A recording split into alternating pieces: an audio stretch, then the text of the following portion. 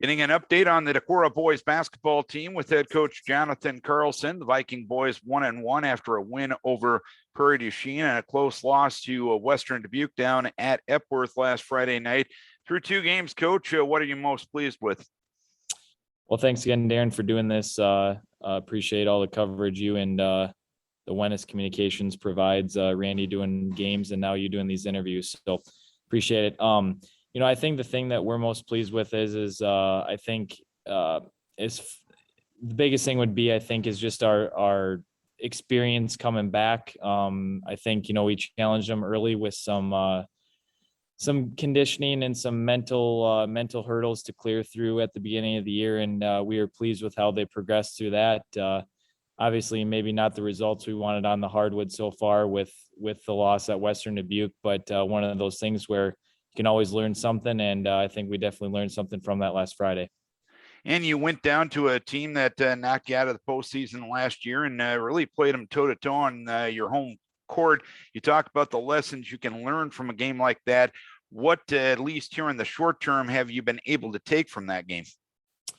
Well, we spent about 2.5 hours Monday night in the film room, just watching, watching all the things that we did well, all the things that we didn't do well. And obviously there was a few more things that we didn't do well in that game. So, and not necessarily scolding the guys, but I think, especially now with the system that we're running, we can be a little bit more precise. And we're hoping that it's a situation where we can take something from it. I mean, let's be honest, you don't get any better beating teams by 40. I mean, it's good to have those games. I mean, those first game like a Prairie, that's good to, get those games. But a game like Friday is obviously a true test to really see where you're at. And those are the games that really make you better and put you in scenarios. I mean, there's obviously some late game scenarios there that we hadn't had a chance to practice yet. So a couple things there as far as talking through that, but then also just some positioning on, offensive scheme, defensive scheme. Early in the season, everybody kind of thinks that they have everything down, but until you actually go and play games,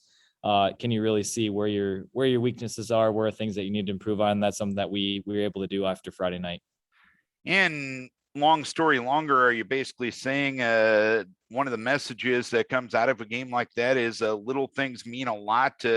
If you're out of position, just to trifle against a good team like that, it can be sometimes the difference between winning and losing. Absolutely. And I think, our defensive position was pretty good. It was more of our offense. I mean, you think about giving up 49 points. I think, they had probably 5 or 6 of those points late. We're at the free throw line because we had to foul. So, you think about, you only really gave up, 42, 43 points, somewhere around there. Anytime you do that in a high school basketball game against a decent offensive team like Western Dubuque, you're doing some good things defensively. We had a few things there that we could clean up, but I think it was more the offensive end, like you said, just some timing things, of we had guys in the right spots, but it's a matter of, everybody's got to be on the same page. And we had, maybe 2 or 3 guys that were on the same page and 2 or 3 other guys that weren't. So just getting some of those kinks out. And like I said, that's the game that allows us to do that. And obviously you don't like to take a loss, but at the same time too, you'd rather take it now than later in the season. And looking at the statistics, and sometimes I'm tentative to do that because 2 games is a very small sample size. But one thing that kind of stood out to me is the free throw line. You're 8 of 17 from the free throw line. Would it be fair to say you would like to improve the quality and the quantity in that statistic?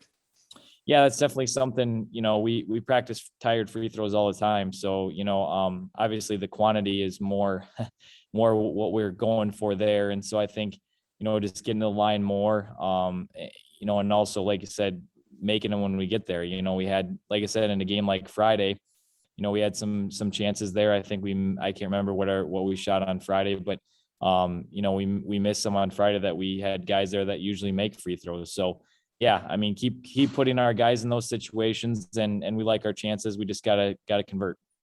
And looking at your schedule between now and the Christmas break, you have 7 games and some very quality opponents in those games as well. How difficult of a stretch is it going to be, and how do you manage it going in, knowing the fact that there isn't going to be a ton of practice time to smooth out any rough edges going into it?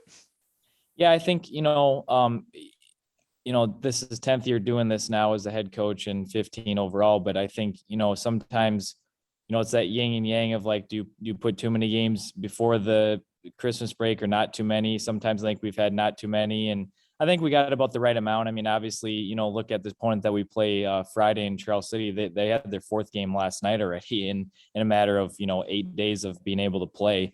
So, or 9 days being able to play. So, I mean, I think it's good. I think it's good to get games under your belt, especially before Christmas break. I mean, obviously we've got like I said, a wide variety of opponents. And I think that's something that's good for us as well. It's not like we have a whole bunch of juggernauts. I mean, we got a lot of great teams. But it's a situation where we like how our schedule sets up. And I think it's one of those situations where each one's going to present its own challenges and have a game within a game. So that's kind of how we look at it is, you got to just take one at a time. I know that's cliche to say, but you just got to take one at a time and really understand what that other team is trying to do, what they're trying to accomplish, and then trust what we're doing. We like our stuff. We like our guys that are in our spots. It's a situation early on too. I think with all these games, we're going to really find out exactly what we are and what our rotation is going to be. We got, 8, 9 guys vying for spots. So, situation where, I think that'll help too, as far as playing some games rather than practice time. And conference play here starts Friday night. You guys are the 2-time defending conference champions, and I know you're taking it one game at a time, but obviously, if you were able to get the job done again this year, that would be 3 straight conference titles, and that's never happened in school history. Is that something you even talk about, or is it a case of you got to worry about Charles City Friday night and the 11 games after, or I guess this year, the 9 games after that? Yeah, I mean, I think it's definitely something in the back of guys' minds. I think there's certain individuals there. I mean, like a Joe Bachman, for example, having played, on those teams, this is third varsity year. So a guy like that, you maybe say something to like, hey, you could be some part of something that's never been done before.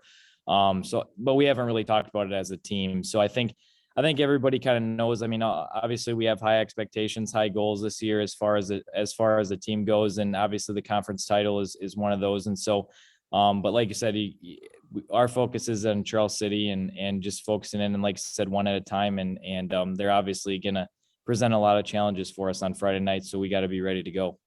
All right, Coach, we appreciate the update here in the early part of the season. Should be another fun winter of the Decorah boys basketball. Best of luck to you in a busy stretch between now and the holiday break, and Merry Christmas to you, Sarah, and the kids, too. Hey, Merry Christmas to you as well, Darren. We appreciate all the coverage. Thanks again. Decorah boys basketball coach Jonathan Carlson.